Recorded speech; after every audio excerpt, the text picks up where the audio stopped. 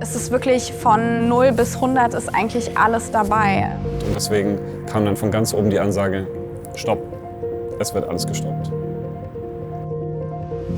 In uns allen stecken Geschichten, Erinnerungen, Begegnungen, Leidenschaft und Pioniergeist. Seit 100 Jahren geben Menschen bei Lufthansa jedem Flug Bedeutung. Tag für Tag, Flug für Flug.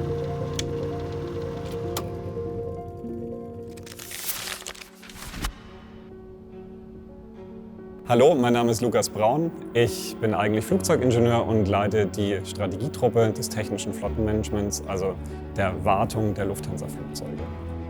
2018 haben wir ein Mitarbeiternetzwerk gegründet, das Diversify-Netzwerk, wo wir uns damit beschäftigt haben, wie können wir ein attraktiver Arbeitgeber sein, wie können wir inklusiver sein, wie können wir die Leute dazu bringen, dass sie so sein können am Arbeitsplatz, wie sie sein wollen. Wir saßen mit Freunden aus dem Netzwerk zusammen abends und haben gedacht, was wären denn eigentlich richtig coole Sachen, die wir noch machen könnten.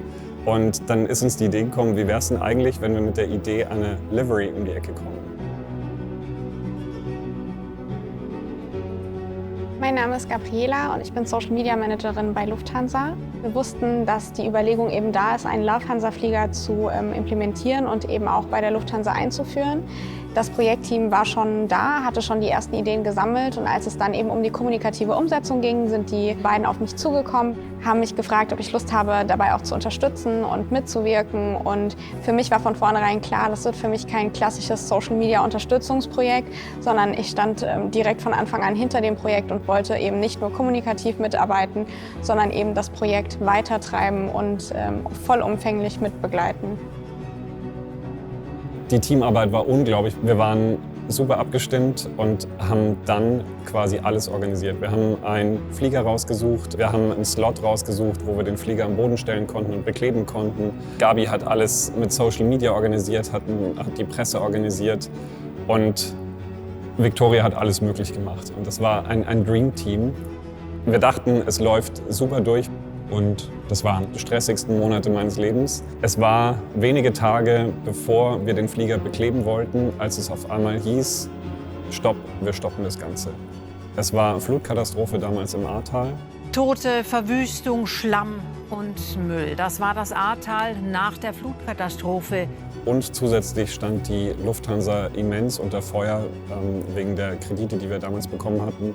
Und die Gefahr war zu hoch, dass uns das als Shitstorm entsprechend entgegenschlägt. Und deswegen kam dann von ganz oben die Ansage, stopp, es wird alles gestoppt.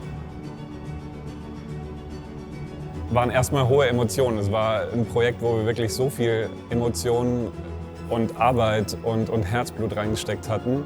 Und wir dachten, ja gut, das war's. Irgendwann kam eigeninitiativ vom Vorstand auf einmal nach knapp einem Jahr die Info, hey, lass die Lufthansa machen. Wir haben alle im Kopf geschüttelt und haben uns gedacht, okay, krass, dann machen wir es. Das Team wurde wieder zusammengestellt, wir haben alles wieder auf die Beine gestellt, wir haben wieder einen Flug rausgesucht. Dann im Juni 2022 hatten wir dann ein fixes Datum.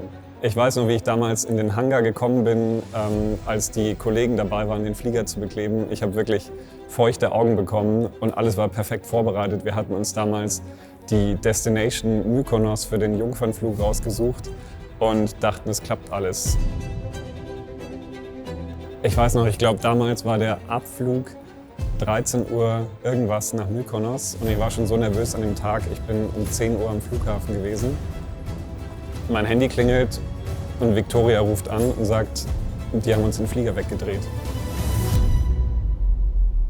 Ich habe mit den Kollegen der Technik telefoniert, die haben mir erzählt, es ist wegen einer Einführung ins neuen IT-Systems ein Task aufgepoppt, da Sicherheit immer vorgeht. Wenn ein Task gemacht werden muss, muss er gemacht werden, sonst hebt der Flieger nicht ab.